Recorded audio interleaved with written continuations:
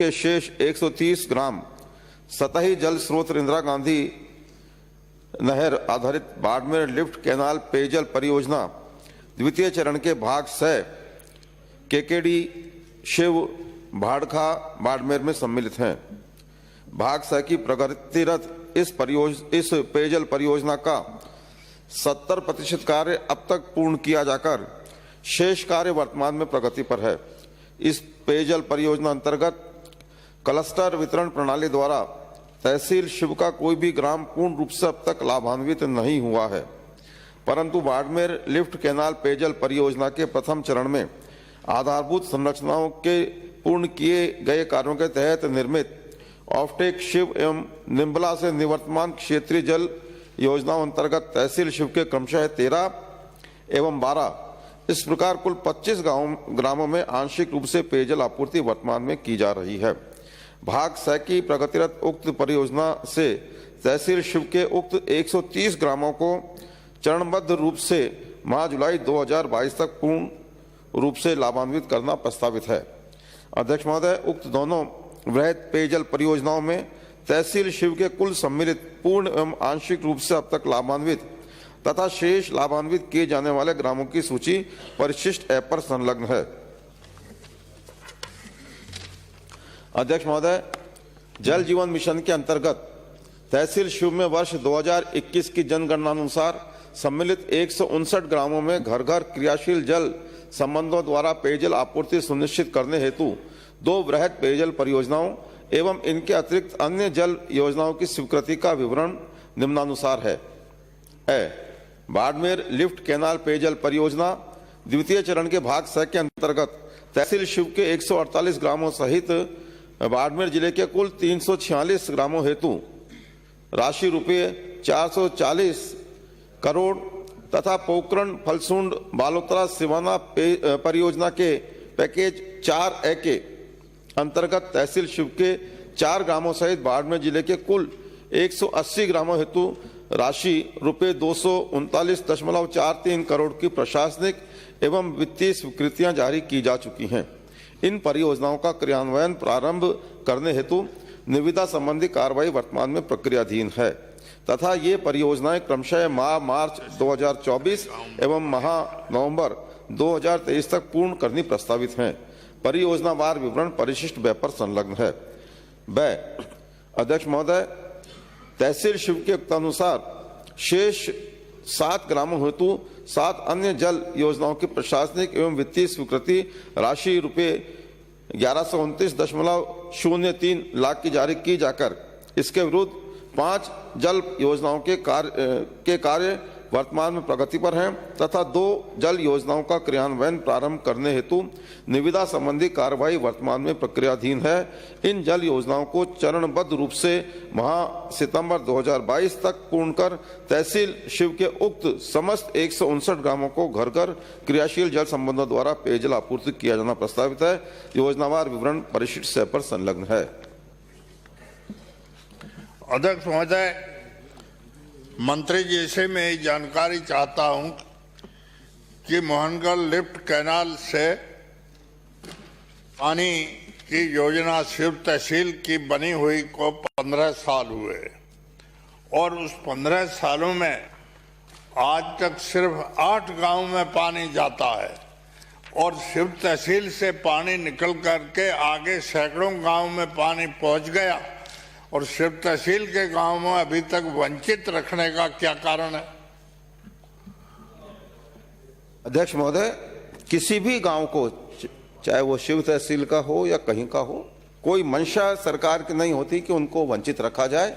मैंने पूरा विवरण सदन के पटल पर रखा, माननीय सदस्य को इसका जवाब दिया है और हमारी कोशिश ये रहेगी कि जो चरणबद्ध कार्यक्रम हमने रखा है उसको हम समय पर पूरा कर सकें और शिव तहसील के सभी ग्रामों को उसके अनुसार पेयजल उपलब्ध करा सकें। गांव को सरकार कब तक पानी का प्रबंध करने का विचार रखती है? अध्यक्ष महोदय, मैंने पूरा जवाब में इसमें लिखा है, आप एक बार देखेंगे। फिर भी अगर माननीय सदस्य कोई आपकी कोई भ्रांति होगी, कोई सवाल होगा, मैं व्यक्तिगत रूप से उसको दिखवाऊंगा। अगला प्रश्न जोगिंदर आवाना, प्रश्न संख्या 805। माननीय अध्यक्ष जी नहीं, आरसीडीएफ से संबंध भरतपुर दुग्ध उत्पादक सहकारी संघ लिमिटेड के विधानसभा क्षेत्र नदवई के ग्राम तलछेरा में संघ का एक दुग्ध संकलन केंद्र कार्यरत था, जिसे संघ द्वारा पंजीकृत के रूप में परिवर्तित करा दिया गया है। तलछेरा गांव भरतपुर दुग्ध संघ के नदवई दुग्ध मार्ग पर स्थित है। इस मार्ग से संघ द्वारा दुग्ध वाहनों का संचालन कर नदवई क्षेत्र के सीमावर्ती 20 गांवों की दुग्ध समितियों एवं संकलन केंद्रों से औसतन लगभग 700 से 800 लीटर प्रतिदिन दुग्ध का संकलन किया जा रहा है। लीन सीजन में इस क्षेत्र में दुग्ध संकलन घटकर मात्र 150 से 200 लीटर प्रतिदिन रह जाता है। तलछेरा दुग्ध संकलन केंद्र द्वारा भरतपुर दुग्ध संघ को मात्र 60 लीटर प्रतिदिन की औसत से ही दुग्ध भेजा जा रहा है। वर्तमान में भरतपुर जिला मुख्यालय पर संघ का डेयरी संयंत्र कार्यरत है तथा संयंत्र से नदवई क्षेत्र की दूरी भी मात्र 50 किलोमीटर है। वर्तमान में 700 से 800 लीटर दुग्ध का संकलन किया जा रहा है। इस गांव में तथा आसपास के क्षेत्र में यदि दूध संकलन की मात्रा के आधार पर 1000 से 1500 लीटर क्षमता हो तो बीएमसी की स्थापना की जा सकती है। माननीय अध्यक्ष जी, माननीय मंत्री जी ने अपने उत्तर में बताया कि वहां दुग्ध अवशीतन केंद्र के लायक दूध इकट्ठा नहीं हो रहा है, तो दुग्ध संकलन केंद्र बना दीजिए। वहां बहुत दूर लोगों को जाना पड़ता है। मैं समझता हूं कि ये आसपास के गांवों के किसानों की जो मुख्य व्यवसाय केवल दुग्ध का है, उसके लिए बहुत आवश्यक है। मैं माननीय अध्यक्ष जी, आपके माध्यम से माननीय मंत्री जी से ये जानना चाहूंगा कि उक्त परिस्थितियों को मद्देनजर रखते हुए क्या सरकार तलछेड़ा में संकलन केंद्र खोलने का विचार रखती है या नहीं? माननीय अध्यक्ष जी, हमारी सरकार दुग्ध उत्पादों के लिए पूर्ण समर्पित है। सरकार गठन के बाद हमारे लोकप्रिय मुख्यमंत्री जी ने पहले 2 रुपये लीटर संबल योजना लागू की, फिर उसको बढ़ाकर इस बजट में 5 रुपये घोषणा की। का प्रश्न है, वहां पर दुग्ध उत्पादन सहकारी समिति अस्तित्व में है, परंतु पिछले माह से दुग्ध संकलन घटकर 4-5 लीटर रह जाने से ये बंद पड़ी है। यदि दुग्ध संकलन बढ़ता है तो मैं माननीय सदस्य जी को आश्वस्त करता हूं कि इसी माह अधिकारियों को भेजकर जांच कराऊंगा और पर्याप्त मात्रा में दूध संकलन हो सकता है तो दुग्ध संकलन केंद्र चालू किया जाएगा। दुग्ध और अधिक बढ़ता है तो बीएमसी लगाने पे भी विचार किया जाएगा। ये हमारी सरकार हमेशा किसानों के साथ खड़ी है और खड़ी रहेगी, ये मैं आश्वस्त करता हूँ। अगला प्रश्न श्रीमती संतोष। प्रश्न संख्या 139। माननीय अध्यक्ष महोदय, खंड 1, राज्य सरकार द्वारा जनवरी 2020 से दिसंबर 2021 तक श्री गंगानगर जिला परिषद में विकास कार्य हेतु आवंटित किए गए बजट का योजनावार विवरण परिशिष्ट 1 पर संकलन है।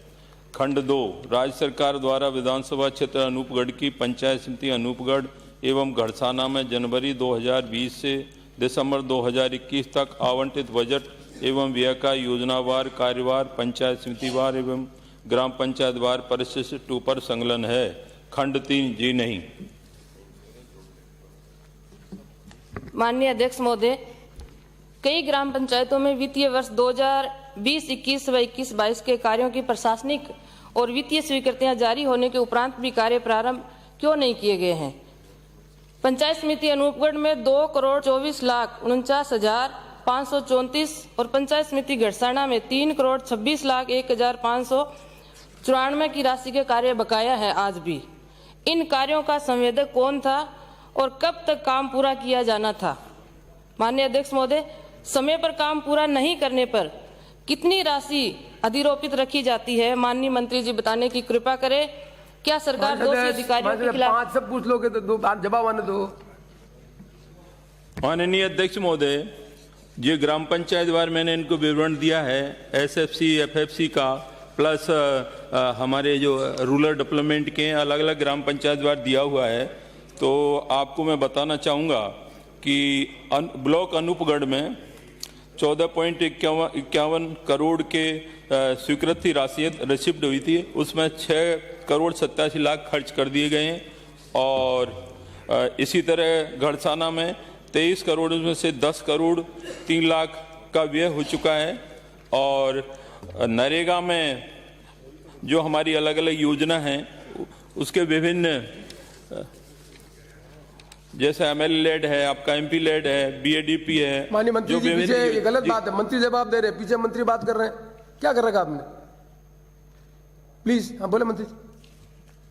तो इसमें जो कार्यों की संख्या है आपके विभिन्न योजनाओं के एसएफसी और उसके पंचायत राज के आरडी की जो है उसमें 17,614 कार्य स्वीकृत हुए थे। उनमें से जो 18,446 लाख के कार्य आवंटित हुए, उनकी व्यय राशि है 12,220 लाख रुपए। तो कार्य समय पर हो रहे हैं। और जो संवेदक की बात कही है, तो विभिन्न ग्राम पंचायतों की अलग अलग एजेंसियां हैं। आप पर्टिकुलर किसी एजेंसी ग्राम पंचायत की है, क्योंकि उसमें जो ग्राम एजेंसी जो बनाते हैं उसमें जो निविदाएं डालते हैं वो आपको जानकारी है कि कार्यकारी अध्यक्ष होता है, उसमें जो बीडीओ जिसको कहते हैं, बाकी आपका लेखा अधिकारी है, सरपंच ग्राम विकास अधिकारी है, सदस्य होते हैं, उनके द्वारा ये निविदा होती है। संवेदक वहां पर तय होता है। किसी संवेदक ने यदि कार्य नहीं किया है या कोई किसी अन्य की कोई परेशानी है तो आप मुझे लिख के दे दें, उसकी हम कार्रवाई कराएंगे। समय पर कार्य नहीं हो रहा है। माननीय मंत्री जी, ऐसी कई पंचायतें हैं, मैंने वही बताया, जो बकाया है वो क्यों नहीं हुए हैं और कब तक हो जाएंगे? पंचायत समिति गड़साना और अनूपगढ़ के जो बकाया है वो कब तक काम हो जाएंगे? किस प्रकार के वर्क हैं? या तो प्रधानमंत्री आवास का वर्क है, या व्यक्तिगत है, या फिर हमारी जो कार्य अवधि में समय अवधि से आगे बढ़ रहा है किसी कारणवश, तो वो पर्टिकुलर मुझे जो ग्राम पंचायतों का आप हमें बता दें, उनकी हम जांच करवा लेंगे। अगर सक्षम स्तर पर स्टेट लेवल से आप कराना चाहते हैं तो यहाँ से जांच करा लेंगे, और इसका 1 महीने में आपको हम जो भी कहीं कोई लापरवाही है किसी तरह की, तो उनके खिलाफ हम कार्रवाई करेंगे। अगला प्रश्न कालीचंद सराफ। प्रश्न संख्या 140।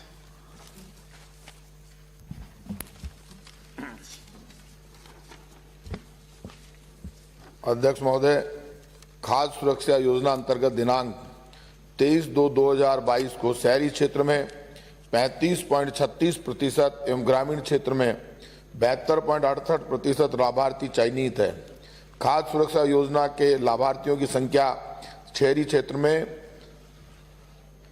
60,28,017 और ग्रामीण क्षेत्र में 3,74,32,670 है।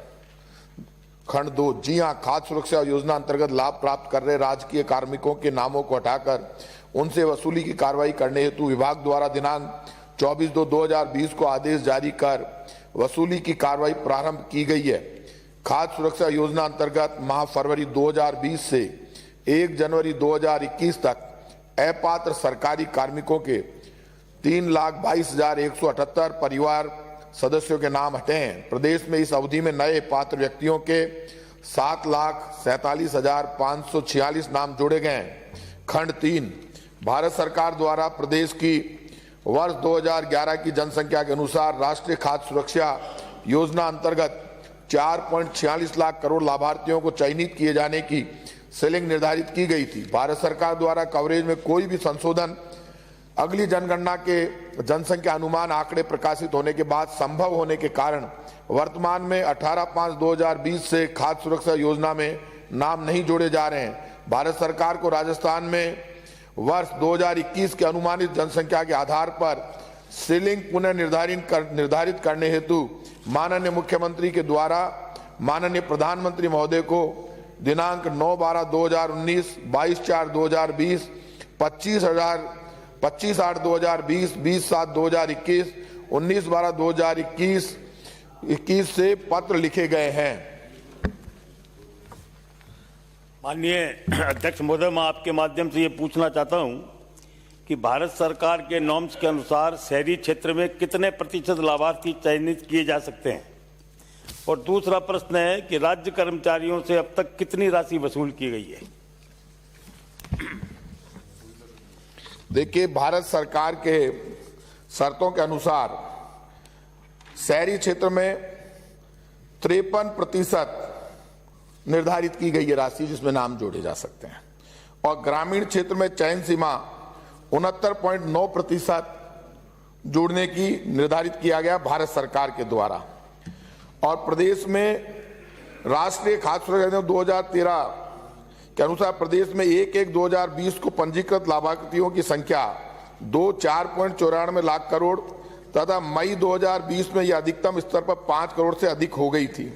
2020 में भारत सरकार का एक आदेश आया, उसके बाद क्योंकि उन्होंने ये संख्या निर्धारित हमारी 4.34 थी जो 4.96 लाख पर चली गई थी, उन्होंने कहा कि हमने आपकी सीलिंग निर्धारित कर रखी है, उसके बाद ये नाम काटे गए। आप ये जो नाम काटने की बात कर रहे हैं वो भारत सरकार का एक आदेश आया और वो आदेश ये था कि 1 नेशन 1 राशन कार्ड के अनुसार आधार से इनको जोड़ा गया और आधार से जब जोड़ा गया तो वो नाम अपने आप ही कटे। उसमें सरकारी कर्मचारी इतनी तादाद में नहीं थे, लेकिन वो लोग ज्यादा थे जिनमें आधार कार्ड जुड़ने के बाद अलग जगह जिनके नाम जुड़े हुए थे वो नाम कट गए। और उन नामों को लेकर जब वो टीम यहाँ आई थी तो मुख्यमंत्री खुद उपस्थित थे। हमने भारत सरकार से निवेदन किया कि जो नाम हमारे कटे हैं वो नाम जोड़ने की हमको परमिशन दे। मुख्यमंत्री की अध्यक्षता में जो मीटिंग हुई उसमें केंद्र सरकार की टीम ने ये तो माना उस वक्त तो कि जो नाम कटे हैं वो आप नाम जोड़ सकते हैं, लेकिन बाद में जब वो टीम दिल्ली गई उसके बाद हमने कोशिश की तो वो नाम जोड़ने की उन्होंने परमिशन नहीं दी है। जैसे ही हमें परमिशन मिलेगी वो नाम जोड़ने हम शुरू कर देंगे। प्रश्नकाल समाप्त हुआ। बड़ा मान्य सर, प्लीज सीनियर आदमी, प्रश्नकाल समाप्त हुआ। मुझे माननीय सदस्यों को सूचित करना है कि निम्नांकित स्थगन प्रस्तावों की सूचना प्राप्त हुई है। श्री जबर सिंह साकला 5 सदस्य की ओर से पंचायत समिति हुडा में हैंडपंप मिस्त्री एवं रिटायर्ड फीटर को वेतन नहीं मिलने से उत्पन्न स्थिति के संबंध में। श्री मदन दिलावर 114 सदस्य की ओर से सरकार द्वारा कोविड-19 का हवाला देते हुए आदिवासी समुदाय के वेनेश्वर धाम में दिनांक 16 फरवरी 2022 को आयोजित मेले पर रोक लगाए जाने से उत्पन्न स्थिति के संबंध में। श्री राजकुमार रोत 135 सदस्य की ओर से डूंगरपुर जिले के वेनेश्वर धाम से आदिवासी नाबालिग लड़की के लापता होने पर पुलिस द्वारा किसी प्रकार की कार्रवाई नहीं किए जाने से उत्पन्न स्थिति के संबंध में।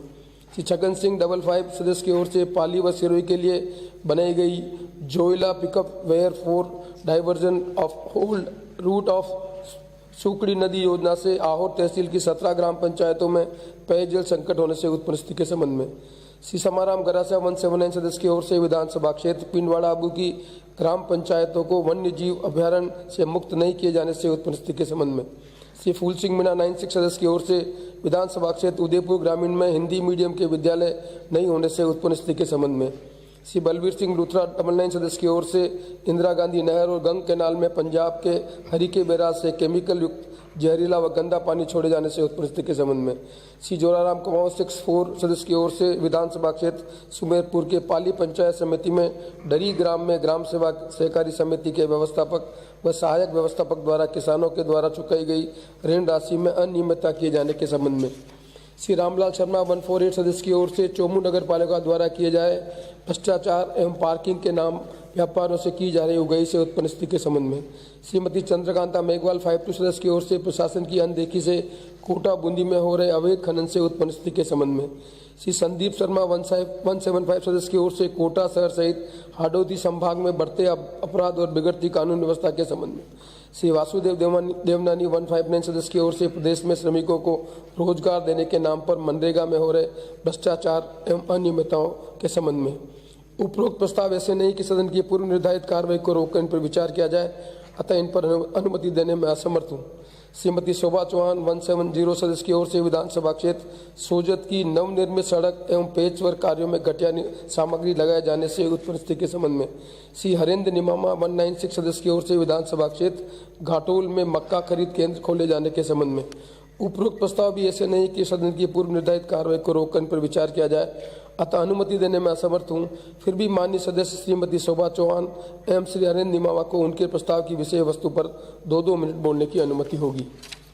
प्रक्रिया के नियम 295 के अंतर्गत प्राप्त सूचनाएं। श्री बिहारी लाल 104 सदस्य की ओर से नोखा पंचायत समिति के क्षेत्र में 132 kV ग्रिड सब स्टेशन स्थापित किए जाने के संबंध में। श्री सुरेश टाक 188 सदस्य की ओर से नगर परिषद किशनगढ़ में 2 नए बड़े अग्निशमन वाहन उपलब्ध कराए जाने के संबंध में। श्री नारायण सिंह देवल 79 सदस्य की ओर से पश्चिम राजस्थान के जिलों में निवासरत पहुआ जाति को SC/ST वर्ग में आरक्षण देने के संबंध में श्री बलवीर सिंह लूथरा 99 सदस्य की ओर से सरकार द्वारा गंगानगर जिले में 2 मार्च से सिंचाई हेतु पानी बंद कर दिए जाने से उत्पन्न स्थिति के संबंध में श्री छगन सिंह 55 सदस्य की ओर से विधानसभा क्षेत्र अहोर में मिसिंग सड़कों का निर्माण करवाए जाने के संबंध में श्री सुमित गोदारा 186 सदस्य की ओर से बीकानेर नापासार जसरासर सड़क का निर्माण कार्य किए जाने के संबंध में श्री गिरधारी लाल 39 सदस्य की ओर से फसल पकाव के समय बकाया के नाम पर किसानों के विद्युत कनेक्शन काटने और ट्रांसफार्मर उतारने से उत्पन्न स्थिति के संबंध में श्री हाकम अली खां 197 सदस्य की ओर से खाड़ी देशों में मजदूरी कर जीवन यापन करने वाले मजदूरों एवं उनके परिजनों के हितों की रक्षा हेतु योजना बनाए जाने के संबंध में श्री अविनाश 11 सदस्य की ओर से विधानसभा क्षेत्र जेतारण में प्रशासन गांवों की ओर अभियान के अंतर्गत सभी ग्राम पंचायतों से में अब तक लंबित प्रकरणों का निस्तारण करवाए जाने के संबंध में श्री सतीश पूनिया 178 सदस्य की ओर से विधानसभा क्षेत्र आमेर की पंचायत समिति जालसू को तहसील बनाए जाने के संबंध में श्रीमती निर्मला सहरिया 81 सदस्य की ओर से प्रदेश में संचालित अनुदानित छात्रावासों को राजकीय छात्रावास के समान मेस भत्ते दिए जाने के संबंध में श्री राजकुमार रोत 135 सदस्य की ओर से उदयपुर जिले में CHR फंड में संचालित zinc football academy Zawar mines में स्थानीय आदिवासी युवकों को प्रवेश दिलाए जाने के संबंध में माननीय सदस्यों को उनके द्वारा दी गई सूचना को पढ़ा हुआ माना जाएगा। आज अधिकांश माननीय सदस्य डिबेट में भाग लेना चाहते हैं और यूक्रेन के संबंध में भी एक स्टेटमेंट होगा, इसलिए मैंने 295 को पढ़ा हुआ माना गया है। माननीय श्रीमती शोभा चौहान। माननीय अध्यक्ष महोदय जी, आपने मुझे नियम 50 के तहत स्थगन प्रस्ताव पर बोलने का मौका दिया, बहुत बहुत धन्यवाद। मेरी विधानसभा क्षेत्र सोजत में सड़कों की कमी है, लेकिन जो सड़कें बनी हुई हैं उनका निर्माण के बाद शायद विभाग इनको भूल गया है। महोदय जी, सड़कों की ये स्थिति है कि सड़क पर दोपहिया और चौपहिया वाहनों का चल पाना मुश्किल है। आए दिन एक्सीडेंट होते रहते हैं। भूलवंश विभाग द्वारा किसी सड़क का पेचवर्क या निर्माण कार्य करवाया गया है तो वो भी 10-15 दिन के बाद खराब हो जाता है।